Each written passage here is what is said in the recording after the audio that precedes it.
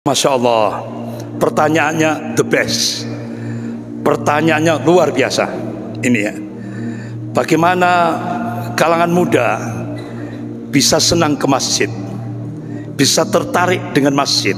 Nah ini juga jadi problem di Jawa. Di Jawa itu banyak masjid, takmir itu sulit cari takmir remaja masjid, sulit. Kenapa? Ternyata setelah dipelajari, setelah diteliti, itu banyak ngumpulnya remaja-remaja itu bukan di masjid, di kafe-kafe, di warung-warung kopi. Itu di Jawa, terutama di Jawa Timur. Nah, akhirnya kita kumpulkan masjid-masjid Semalang Raya. Kita kumpulkan. Alhamdulillah. Kita coba, kita berikan kuesioner. Kenapa remaja-remaja kok tidak senang ke masjid? Akhirnya ada jawaban, ketemu jawabannya.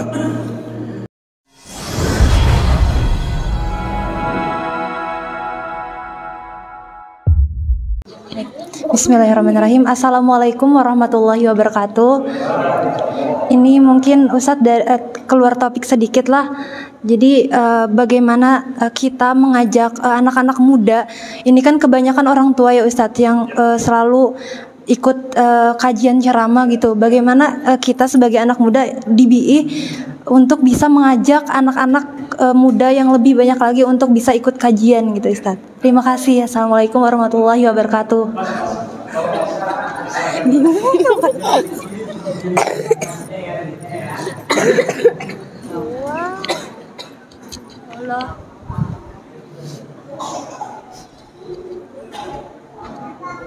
Bapak-bapak, ibu-ibu yang dimuliakan Allah, Masya Allah, pertanyaannya the best.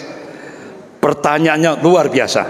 Ini ya, bagaimana kalangan muda bisa senang ke masjid, bisa tertarik dengan masjid. Nah ini juga jadi problem di Jawa. Di Jawa itu banyak masjid, takmir itu sulit cari takmir remaja masjid, sulit gitu. Kenapa? Ternyata setelah dipelajari, setelah diteliti, itu banyak ngumpulnya remaja-remaja itu bukan di masjid, di kafe-kafe, di warung-warung kopi. Itu di Jawa, terutama di Jawa Timur. Nah, akhirnya kita kumpulkan masjid-masjid Semalang Raya. Kita kumpulkan. Alhamdulillah. Kita coba, kita berikan kuesioner. Kenapa remaja-remaja kok tidak senang ke masjid?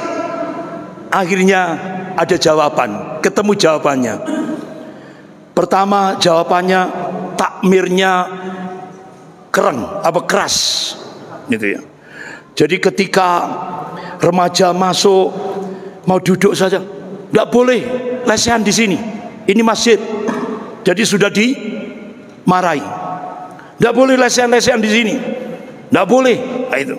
Jadi nggak boleh. Akhirnya remajanya nggak ada kenikmatan di masjid. Nah, itu satu poin yang pertama. Nah, akhirnya terus apa lagi kebutuhan yang mendesak, kebutuhan kalangan muda.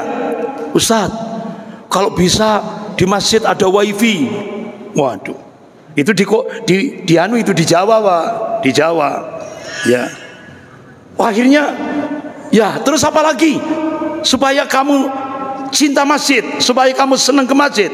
Kalau bisa Ustadz, kalau kita mau sholat duhur gitu ya, mau sholat duhur berjamaah di masjid, kalau bisa di masjid itu di emperannya disediakan kopi, teh.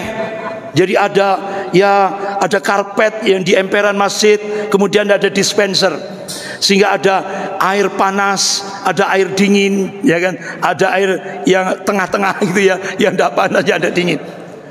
Akhirnya alhamdulillah ketemu jawabannya. Akhirnya masjid-masjid Semalang Raya langsung, Pak.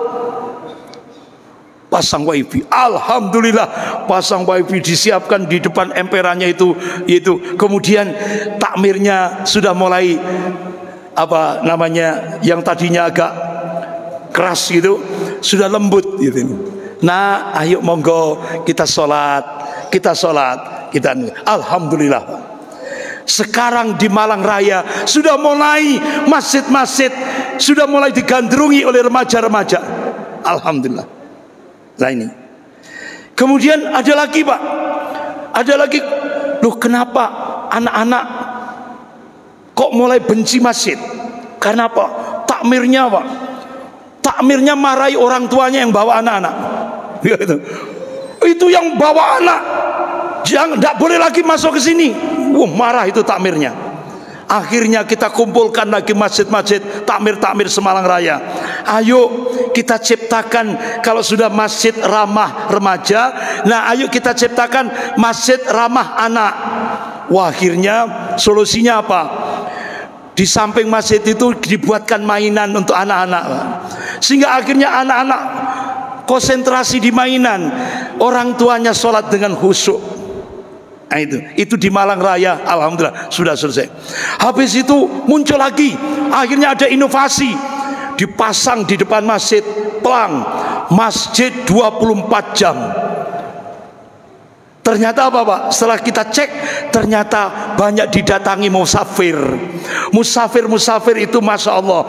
Akhirnya disiapkan tempat wudhunya, tempat toiletnya bersih, disiapkan sabun, disiapkan ini sampo dan semuanya.